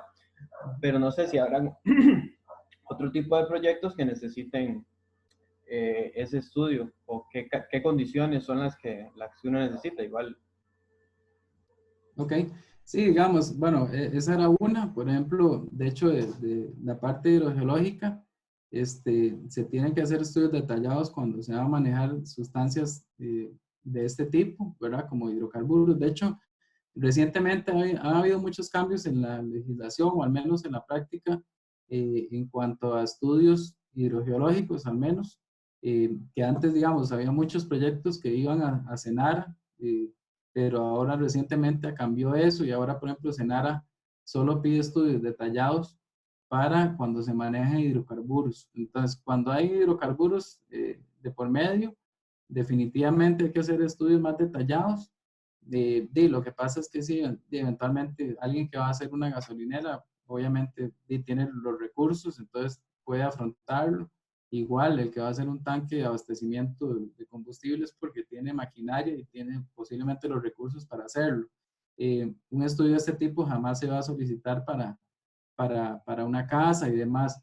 En algún momento, sí, digamos, de hecho, recientemente, el año pasado, nosotros hemos, para atrás, digamos, trabajamos proyectos con niveles de detalle importantes, con perforaciones y demás, para urbanizaciones, digamos, porque se estaba establecido así, pero eso ha cambiado un poco y ahora todo esto está yendo más a lo que es Setena, y Setena, digamos que en ese sentido no pide tanto detalle. Entonces, en casos de eso, como te digo, el manejo de hidrocarburos, sí es indispensable hacerlo y es obligación. Y también, por otro lado, ya no desde el punto de vista hidrogeológico, estudios de detalle adicionales tienen que hacerse, por ejemplo, cuando hay una falla, lo que les decía, cuando hay una falla identificada que atraviese nuestro proyecto o que esté muy, muy cerca y genere dudas de que atraviese la misma. En estos casos ya hay que hacer otro tipo de estudios que se llaman neotectónicos, que lo que hay que hacer básicamente es hacer trincheras, trincheras al final una zanja a cierta profundidad y con cierta dirección y extensión, que la idea más o menos es hacerla perpendicular a la traza de la falla. Si tenemos una falla norte-sur que atraviesa nuestro proyecto, la idea es hacer una trinchera perpendicular de manera tal de que tratemos de ver si realmente hay una fractura que corte los materiales en ese sitio. Y eso se complementa también con estudios geofísicos, que son unos estudios indirectos, ¿verdad? Que hay diferentes metodologías que nos permiten generar perfiles, digamos, sísmicos o eléctricos o diferentes, para por lo menos definir si hay algún desplazamiento de capas que nos puedan sugerir la existencia de una falla. Entonces, también se piden más detallados, pero desde el punto de vista neotectónico, para cuando hay alguna falla que pueda atravesar nuestro proyecto. Básicamente, desde el punto de vista ambiental, creo que esos son como los principales estudios más detallados que hay que generar cuando hacemos una evaluación ambiental de este tipo. Sí, yo quería complementar ahí. Hay, por nombre, ¿verdad? Cuando se habla de estudio de geología más detallado, por lo general se piden en general, ¿verdad? En los estudios de impacto ambiental. Y ustedes saben, ya lo hemos visto, dependiendo de la categoría de impacto ambiental potencial, por ejemplo, un proyecto categoría A, ya podría entrar dentro de un estudio de impacto ambiental, que es lo que ustedes están revisando. Por ejemplo, los expedientes que ustedes están revisando, lo que han analizado son estudios de geología detallados, y lo que se ve en un D1 es un estudio de geología básica. Pero también, como dijo Eduardo, dependiendo también del tipo de proyecto, y como también Andrés lo mencionó la vez pasada, por ejemplo, un proyecto hidroeléctrico, que es una inversión muy alta, es un proyecto muy grande, es un proyecto de mucha infraestructura y de condiciones muy particulares, hay que hacer estudios de geofísica, ¿verdad? O estudios más detallados porque implica una serie, o sea, es un megaproyecto, es una mega construcción. Ustedes van a Reventazón, es una mega construcción. Ahí no van a hacer un estudiecito de suelos, una perforación con el trípode que mencionó Eduardo y que ustedes vieron con Andrés, sino ahí van a hacer perforaciones, ¿verdad? Incluso hay proyectos que no hay equipo en este país para hacer ciertos estudios, hay que traerlos de afuera, si no me corrige Eduardo. Entonces, también es muy, muy, muy relativo, y tampoco ustedes, si van a trabajar en esta área, se priven de que porque lo dice uno, lo dice otro, ¿no? Analicen bien el proyecto y asesórense bien con profesionales para que determinen qué es el estudio más ¿cómo se llama? Más adecuado y idóneo para el proyecto en el que están ustedes y en la zona en la que están. Sí, solo complementando ahí un poco con eso, digamos, también pasa mucho de estos megaproyectos, ¿verdad? Proyectos más importantes, y normalmente tienen o sea, tienen que llevar una serie de estudios de prefactibilidad o factibilidad y demás. Entonces ahí se va generando información bueno, que al menos inicialmente puede ser de manejo interno, ¿verdad? Pero que siempre tiene que evaluarse, incluso hay evaluaciones de factibilidad desde el punto de vista ambiental, ¿verdad? Que se tiene que analizar. Entonces, ya así como dice Igor, se puede entrar en mayor detalle y eventualmente esa información que se va a generar para ver si el proyecto es viable, rentable para el desarrollador de manera previa, antes incluso de ingresarla a un análisis ambiental, qué sé yo, a la CETENA, por ejemplo, ¿verdad? Entonces, sí, de manera previa a veces se genera mucha información y después se puede utilizar, ¿verdad? Leonardo, ¿tienes una pregunta? Habla de qué fuente capa se utiliza para ese análisis. Tal vez si explicas bien a qué se refiere. ¿Cómo es? ¿Perdón? No sé si está Leonardo ahí o se salió. Yo creo que se salió. Tal vez ahora sí entra. Es que dice, ok, ¿qué fuente de capa se utiliza para el análisis de amenazas? Amenazas, sí, imagino que riesgos y amenazas. ¿Qué capas se utilizan? ¿Qué capas? Bueno, yo imagino, por ejemplo, que los mapas de la Comisión Nacional son Ok. una Entonces, fuente. sí, digamos, bueno, sí, ok, perfecto. Digamos, ahí se utilizan los mapas de la Comisión Nacional de Emergencias, que como les decía, yo creo que todos los cantones ya tienen un mapa de la Comisión de Emergencias elaborado. Ese es uno que es de los primeros que uno revisa. También utilizamos, bueno, hay unos mapas tectónicos de todo el país, de hecho, donde están trazadas las fallas geológicas activas, incluso las inactivas, que al final hay mucha coincidencia entre cuando hay una falla trazada en un mapa de la Comisión de Emergencias, De hecho, normalmente es que utilizaron la fuente del mapa tectónico. Entonces, si utilizan los mapas tectónicos, principalmente hay unos de Montero y otros autores que son los más utilizados y que al final igual coinciden con los que vemos en la red sismológica. Entonces, la fuente principal, por lo menos de fallas, es los mapas estos de Montero, que han derivado los otros mapas, y la comisión de emergencias incluye ya mapas, incluye, por ejemplo, zonas de inundación, de estabilidad de laderas y demás. Entonces, sí, el de la comisión de emergencias es fundamental para el análisis base. Eduardo, una pregunta que tengo yo, bueno, asociado a esta que hizo Leonardo, voy a aprovechar. ¿Qué tan fiables son todos los mapas que hablaste, por ejemplo, el de geología? Este país tiene mucha cartografía, los mapas de geología que son de los años 80, o algo más o menos mencionaste, los mapas de hidrogeología que yo creo que son una escala 1/100.000 o 1/50.000. Sí, son variables, digamos. Variables. Ok, Es entonces... muy variable. Ajá. Los más detallados de hidrogeología, por ejemplo, son como unos 50.000. Ok, es lo más detallado. Sí. Y otra pregunta es... Perdón, solo para seguir con eso, digamos, por ejemplo, hay un detalle que hay que tomar en cuenta, digamos, un mapa, por ejemplo, un mapa tectónico a escala 1/200.000, por ejemplo, solo el hecho de la traza, la marca de una falla, si usted le mide ese espesor de esa marca y la lleva a la realidad, esa marca puede ser de varias decenas de metros, ¿verdad? No sé si me explico.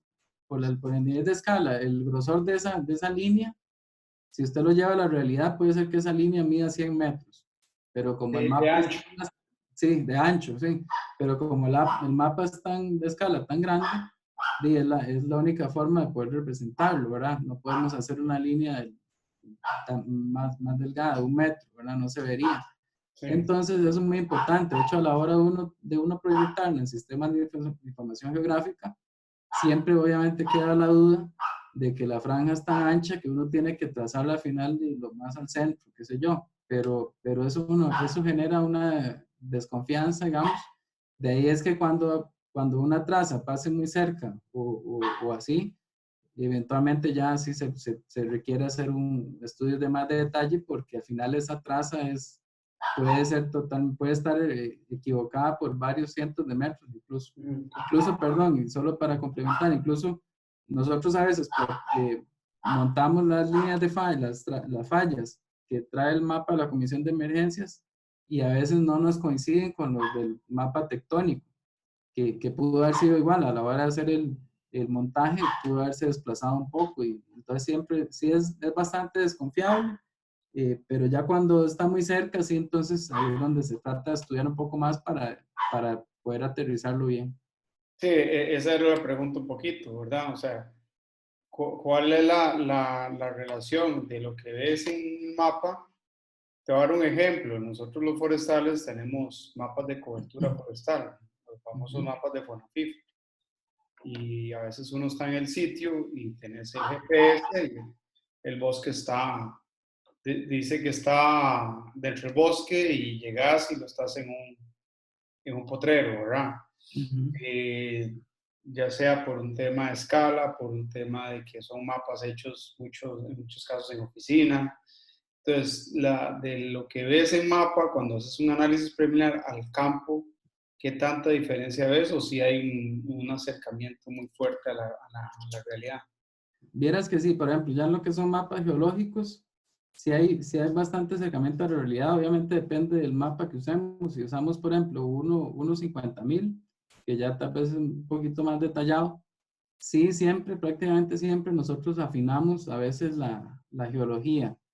Por ejemplo, cuando estamos en una zona plana, de una llanura aluvial, por ejemplo, y tenemos el cambio a una zona montañosa, muchas veces por la base topográfica que utilizaron, la traza tal vez no fue tan correcta, pero si tenemos una base topográfica más detallada, nosotros mismos podemos afinar ese contacto, esos cambios de geología. Entonces sí, digamos, sí nos coincide bien, pero casi siempre se puede afinar si se tiene una base topográfica más detallada. Incluso A veces nos ha tocado proyectos en que son tal vez más grandes, megaproyectos y así, en que hay topografía de detalle con curvas de nivel cada metro, y es súper rico hacer contactos y demás, porque la puedes trazar con mucho, mucho detalle. ¿Y qué tanto cambia en el tiempo la geología? O sea, ¿qué tanto se puede actualizar mapas de ese tipo o la geología no varía mucho en el tiempo? O la geomorfología y geomorfología, porque la geomorfología puede variar por los movimientos de tierra que hagan, no sé. Sí, vieras que es muy, tal vez no cambia tanto en el tiempo, digamos, en el tiempo humano, por decirlo así. No es mucho el cambio, digamos, yo no creo que valga la pena, digamos, hacer actualizaciones de un mapa geológico detallado, más que si existen nuevas evidencias de otros tipos de roca y demás. Pero, por ejemplo, las maneras en que puede cambiar la geología más rápidamente es, por ejemplo, se me ocurre una colada de lava, que por ejemplo, que una colada de lava fluya a una zona plana, de zona de inundación, por ejemplo, y que cubra mucho, se extienda mucho en esa zona. Ahí sí, por ejemplo, está generándose un nuevo cuerpo geológico, digamos, que podría representarse y actualizarse en un mapa. Se me ocurre también, por ejemplo, algún deslizamiento importante, ¿verdad? Que pueda generar una geomorfología nueva o un material distinto a lo que había antes. También se me ocurre, por ejemplo, zonas de erosión costera, por ejemplo, que las zonas de costa por erosión marina tal vez remueva algún tipo de material y exponga otro y así, pero digamos que en términos generales y prácticos no es tan cambiante en el tiempo corto que tenemos, digamos, para efectos del ser humano, digamos. Ok. Más preguntas, muchachos. Perdón, y otra que se me ocurre también, digamos, una erupción volcánica importante, qué sé yo, como por ejemplo la del Monte Santa Elena en Estados Unidos, que sí generó un depósito de piroclastos muy importante que sin duda tuvo que actualizarse en los mapas. Pero sí, más que todo creo que vienen por el lado volcánico, que es de la manera que se producen rocas de volúmenes más importantes en un corto tiempo. Ok, gracias. ¿Alguien más? Aprovechando un poquito que están revisando proyectos.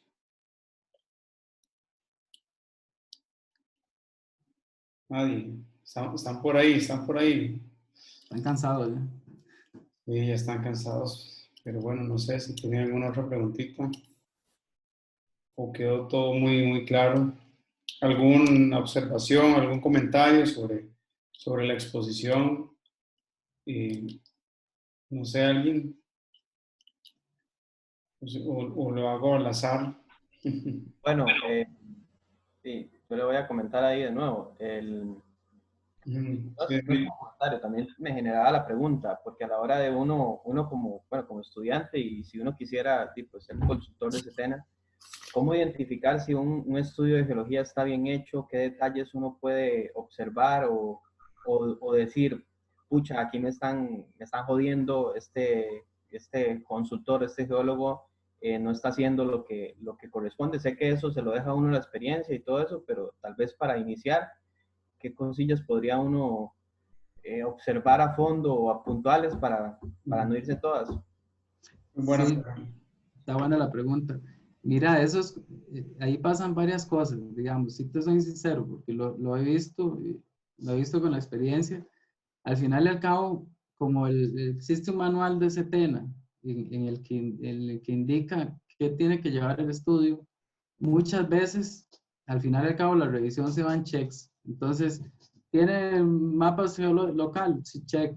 Tiene la vulnerabilidad hidrogeológica, check. Muchas veces no se va al detalle del análisis de qué información se puso.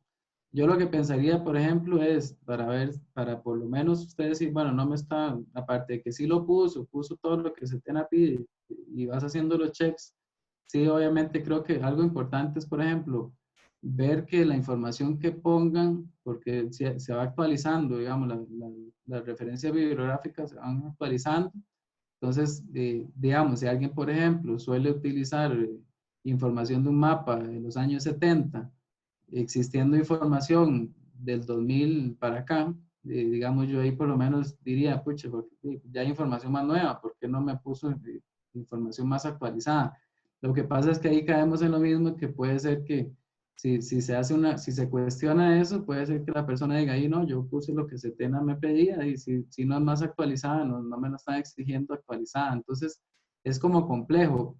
Por ejemplo, yo sí vería en temas de hidrogeología, por lo menos trataría de ver si los datos bibliográficos que utilizó, por ejemplo, lo que les decía para los cálculos de porosidad, de tránsito, que se ocupa porosidad y permeabilidad y demás, yo, por ejemplo, vería si utilizaron datos reales, ¿verdad? Que no hayan puesto rangos, por ejemplo, para arenas, rangos de arcillas, por ejemplo, sería muy importante. Y ver que también que ojalá se utilicen los más críticos en ese sentido. Igual, obviamente, habría que verificar los mapas. Yo sé que Setena ya maneja toda la información de mapas y demás más actualizada. Ellos hacen sus propias proyecciones y demás. Entonces, sí, eso sí, ¿verdad? Verificar con mapas más actualizados, que por ejemplo las fallas, que si en un sector se dice que no hay fallas, verificar que realmente en la bibliografía más reciente no hayan fallas identificadas. Pero sí existe ese problema de que al final y al cabo muchas veces las revisiones son como de checks, porque al final si se pone en un debate, puede ser que el consultor diga, bueno, yo utilicé la información que es vieja, pero para mi parecer es más apropiada que esta. Entonces, es complicadillo, pero sí, yo trataría de ver por lo menos esas cosas que también mencioné. De momento se me ocurren.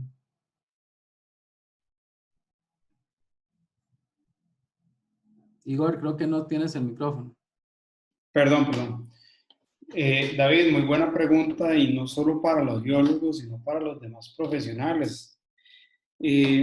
En esta área, y si a usted va a tocar coordinar, ¿verdad? Un estudio, una evaluación, tienes que ser muy minucioso, como le dicen, ¿verdad? Muy juicioso en revisar y investigar, ¿verdad? Al principio uno tiene que ser muy desconfiado. Y así, lo voy a hacer así, digamos.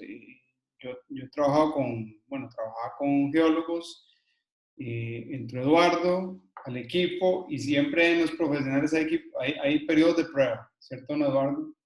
Hay periodos de prueba donde vos analizás varios componentes como la parte técnica, ¿verdad? Ya uno al tiempo, ya ciertos conceptos los maneja, pero me tocó en su momento tener que estudiarlos. Saber que si Eduardo me manda una conclusión o información, yo estudiarla, me meto a investigar. Ahora hay internet, te metes y ves que es ¿verdad? Que es un afloramiento X, ¿verdad? Que es este material del que habla Eduardo. Entonces yo reviso qué es eso y lo interpreto con respecto a los resultados, y me puedo dar cuenta de que o está muy cercano a la realidad, o no pasó al área proyecto ni a descampar, ¿verdad? Entonces, uno tiene que ir poco a poco siendo, vamos a ver, en un inicio un poco desconfiado, en el buen sentido de la palabra, y después ya poquito a poco usted empezar a confiar en el profesional. Igual uno lo aplica y a uno se lo aplica, ¿verdad? Como profesional. Al principio usted lo prueba, es responsable, es buen técnico, no está, voy a decirlo así vulgarmente, no está bateando, va a hacer su trabajo campo como tiene que ser, ¿verdad? Toda esa suma de condiciones usted tiene que analizarlas con respecto al profesional que usted está trabajando. Entonces, sí, uno tiene que ir poquito a poco, ¿verdad? Y yo sé que eso la experiencia la va generando, la experiencia la va haciendo más fácil, pero no quiere decir que no tenga uno que seguir, ¿verdad? En ese análisis. Pero entonces la poca experiencia lo que te hace es que tengas que estudiar más, ¿verdad? O sea, que si te vas a meter esto, estudia un poco más sobre lo que es la geología, la geomorfología, la hidrogeología, la hidrología, estudiar un poco más y mucho de lo que ya han visto, hemos visto en nuestra profesión. Y cuando entramos en la parte social, todavía más, ¿verdad? Tienes que meterte también. Entonces, es una muy buena pregunta. No sé, ¿alguien También, más? perdón, solo para agregar ahí un poco, digamos, a veces también que, bueno, como les decía, CETENA ya maneja sus bases de datos interinstitucionales, ¿verdad? Entonces siempre, por ejemplo, es importante verificar algo que se me ocurre, temas de ubicación de pozos y nacientes, por ejemplo, cercanos al proyecto. Puede ser por conveniencia algún consultor obvie un pozo o una naciente, ¿verdad? Pero que siempre, a pesar de que en el mapa se vea bonito, siempre sería bueno verificar por cuenta propia realmente si la información que está en el mapa es real o no, ¿verdad? Puede ser que puedan querer meter gato por liebre. Entonces, ese tipo de detalles, siempre, como dice Igor, desconfiar y hacer sus propias búsquedas, digamos, qué sé yo, si dicen que este es el mapa de pozos, voy a verificar que realmente sean los que son, ¿verdad? Puede ser que yo tenga unos adicionales por ahí, ¿verdad? Y ese tipo de cosas también es importante. Sí, vean, y se ha visto de todo tipo de cosas. Yo he visto muchas cosas. He visto profesionales hasta que han plagiado otros estudios, ¿verdad? O sea, y profesionales denunciados donde agarraron un estudio socioeconómico de Guapiles, para darle un ejemplo, y agarraron los datos y los usaron para otro proyecto que era en Washington. Imagínense, ¿verdad? Lo grave que puede ser eso. He visto estudios donde la geología están trabajando en el sur y viene geología de Nicoya, de la península de Nicoya, ¿verdad? Entonces, agarran, copian, pegan, no sé de qué forma lo hacen, que a veces ni cambian el nombre, ¿verdad? Entonces, he visto ese tipo de situaciones de profesionales que lo hacen en todas las áreas. Entonces, por eso les digo, hay que tener mucho cuidado, porque si uno está coordinando un proyecto, a pesar de que yo puedo decir, bueno, Eduardo está firmando como profesional responsable, yo soy responsable de coordinar a los otros profesionales. Entonces, tengo cierto, lo que a veces mucha gente dice, bueno, a mí no me importa, porque el que castiguen es Eduardo, ¿no? No, porque yo también acepté esa información.